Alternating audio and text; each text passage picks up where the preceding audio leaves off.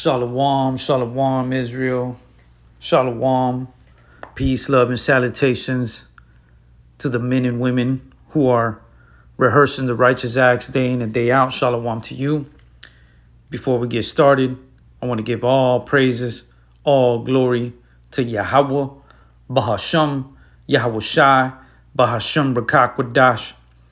Double honors to the apostles and elders of Great Millstone who are preaching and teaching this truth with humility and sincerity across the four winds of the world to you so-called Negroes, Hispanics, and Native Indigenous of the Americas and the speckled bird that are amongst those other nations that look like those from those other nations, but their lineage goes back to a Black, Hispanic, or Native Indigenous of the America, which go back to the lineage of Abraham, Isaac, and Jacob as well.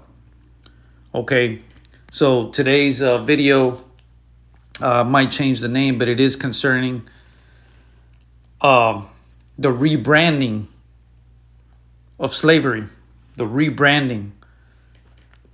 In case you didn't know, we're going to go through a little summary of how this branding was in the early colonization of the Americas, okay, with the Northern Kingdom and the Southern Kingdom. Okay, so let's just hop right into it. As you can see here, this title says American Slave Branding, Insidious Identification and Depraved Punishment. Okay, so this was a way back then to identify slaves by owners, and different branding tools were used to mark the slave and who that slave belonged to. Okay, this is just a quick little summary. Again, this is the rebranding that's going to take place, and the infrastructure is set in place. Okay, we talk about it all the time. We're going to go into the charagma, which is the M to the O to the T to the B, okay, which is the Greek word for the mark. Okay, the Greek word is charagma. Okay, laws are being set in place. Executive orders are being passed. More importantly, the infrastructure. You know, you have already mega prisons across the globe that are being established. One being El Salvador, you know, for so-called migrants and stuff. But you're also hearing talks and rumors of, you know, citizens of Babylon here talks about that law being in place and how they're going to find loopholes to eventually have anybody be a potential person that goes to these international prisons. All right. And they will be labeled as a threadism. Okay. Bear with the slang, but for video purposes, they will be labeled a threadism. Okay. Therefore, they'll be able to execute them and, you know, make more fear mongering, create more fear mongering as you're seeing right now. Okay. But let's just get into this real quick. Sorry for the long introduction. 1845, lithograph by Nathaniel Currier, super entitled Branding Slaves on the Coast of Africa previous to embarkation, depicts a kneeling, frightened African prisoner being branded on the back by a hot iron held by a slaver. While many injustices inherent in American slavery have been argued, discussed, and written, the concept of slave branding is often mentioned in brief sentences regarding the myriad of punishments inflicted on a slave during the slave period in the United States.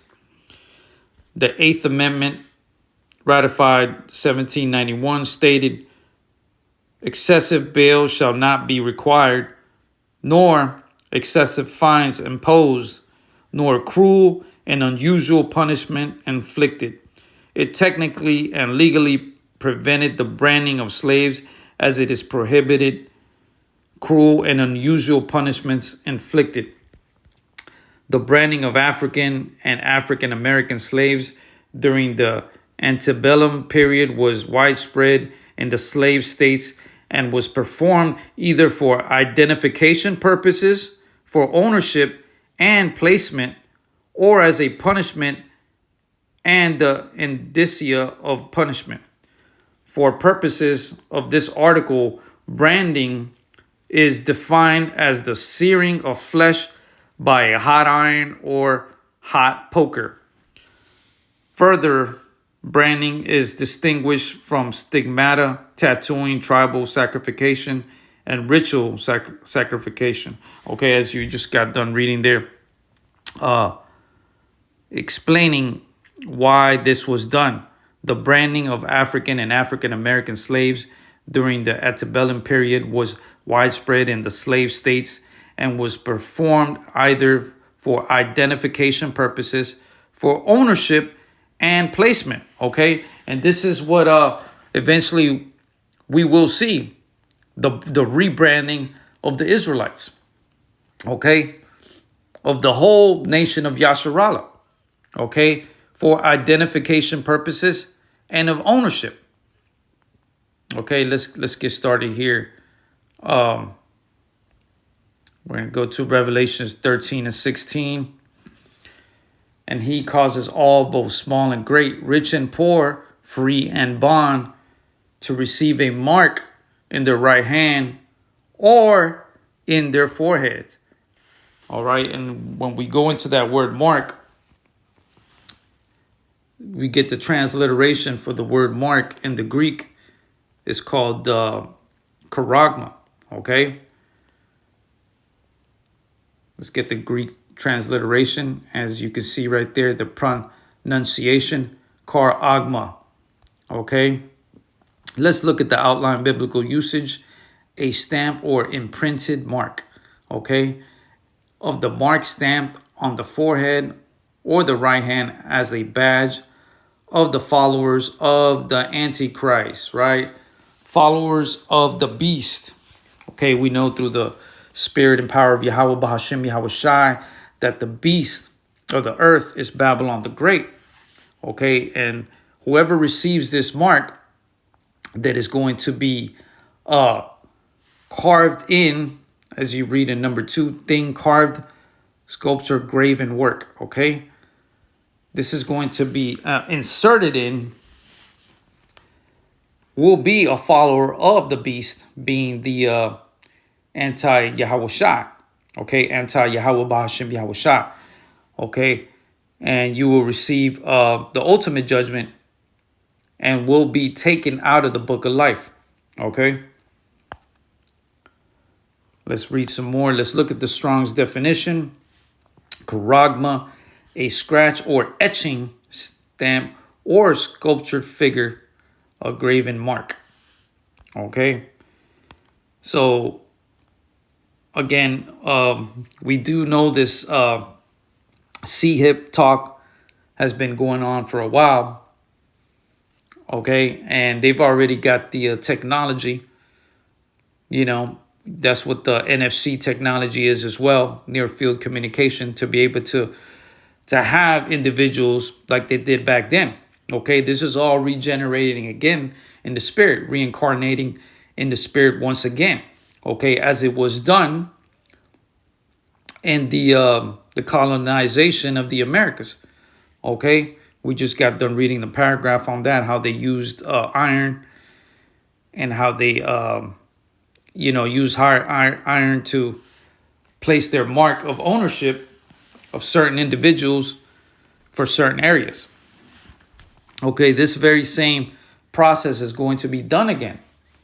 And you already have the technology all through social media being talked about.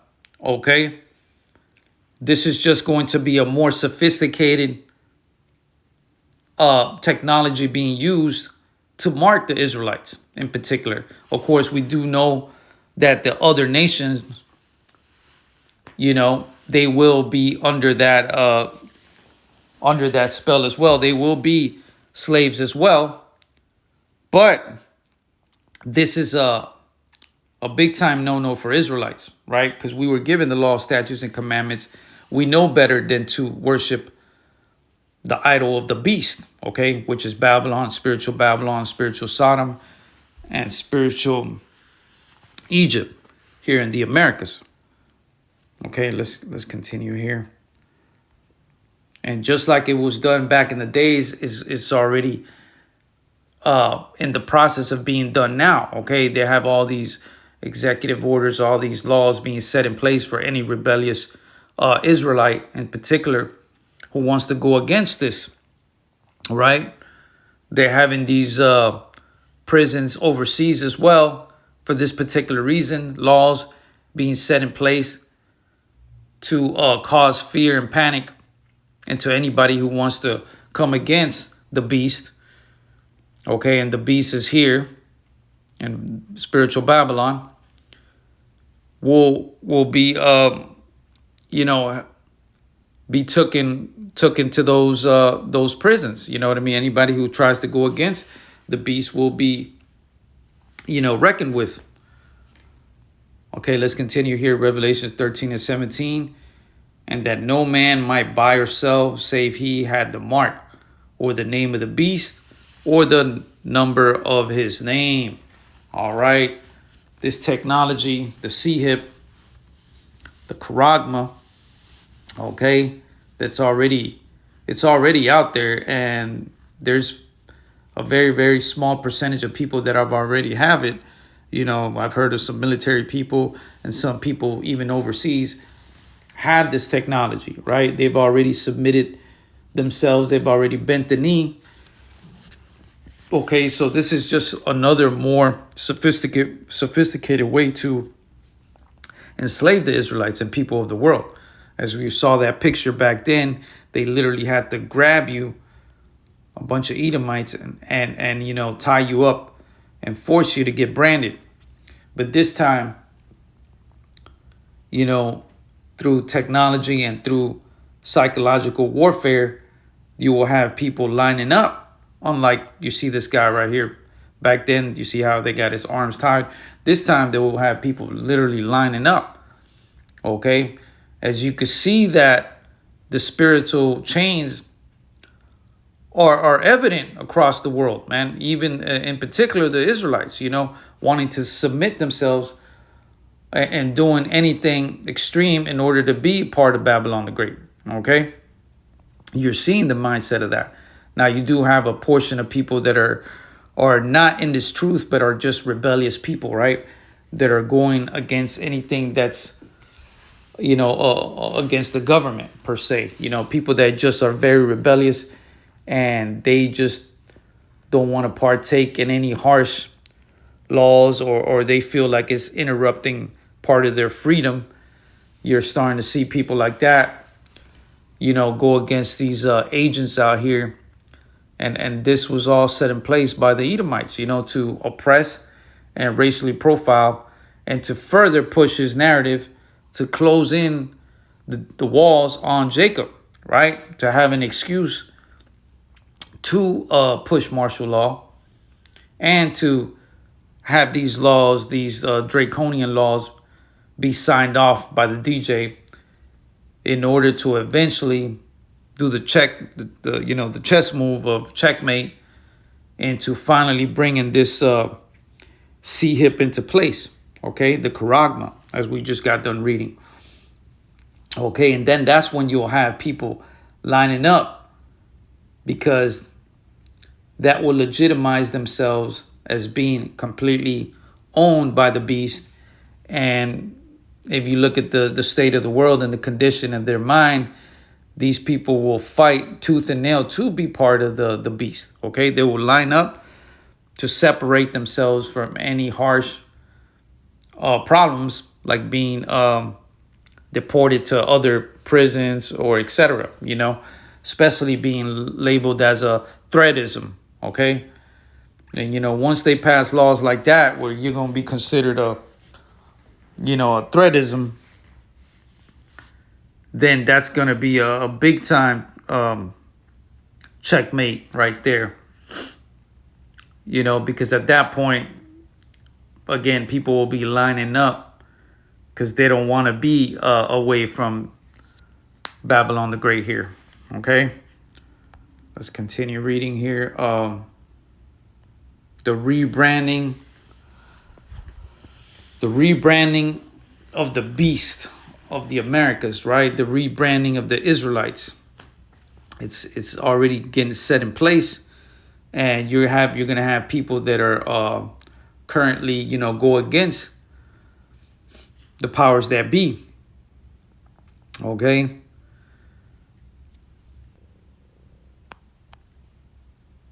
Okay, let's look at this article I saw by ABC News. The DJ wants to send U.S. citizens to foreign prisons. Legal experts say he can't, right? But there's always loopholes, and all they have to do is create a new law to pass those other laws. Okay, that's the way this devil works. Okay, let's read here a little bit. Let's go right here where it says, if it's a homegrown criminal, I have no problem. President Donald Trump told reporters in the Oval Office on Monday during his meeting with Salvadorian President Nayib Bukele. If we can't do that, that's good. And I'm talking about violent people. I'm talking about really bad people. Really bad people. Every bit as bad as the ones coming in.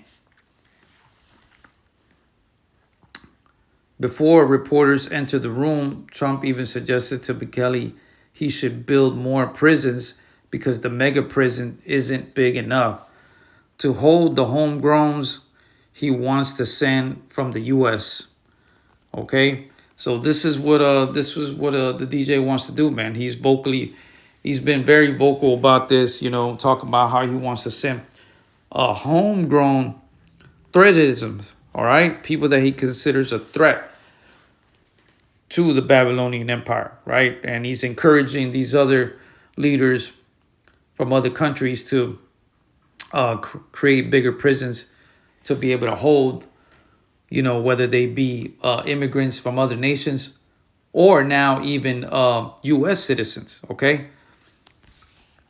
So all this is taking its place, man. And again, he's been very vocal about this. It's not too crazy to believe. I mean, you've already seen powers that be here have unalived an American citizen just the other day, a couple days ago, right? And these were the agents, okay? And they got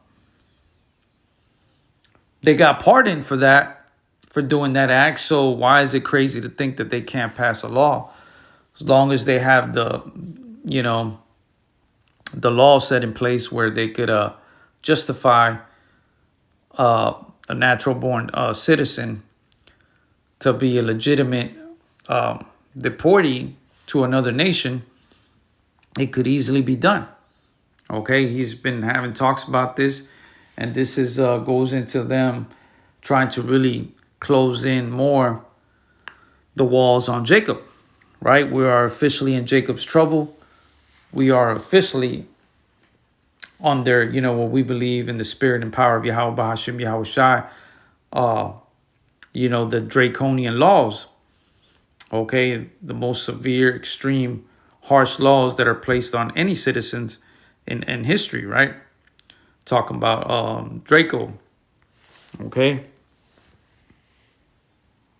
So I'm going to go ahead and end it with that. Before I go, I want to give all praises, all glory to Yahweh, Bahasham, Yahweh Shai, Bahasham Rakakwadash. Double honors to the apostles and elders of Great Millstone who are preaching and teaching this truth with humility and sincerity across the four winds of the world, to you so-called Negroes, Hispanics, and Native Indigenous of the America, and the speckled bird that are amongst those other nations that look like those from those other nations, but their lineage goes back to Abraham, Isaac, and Jacob as well. Shalom, shalom.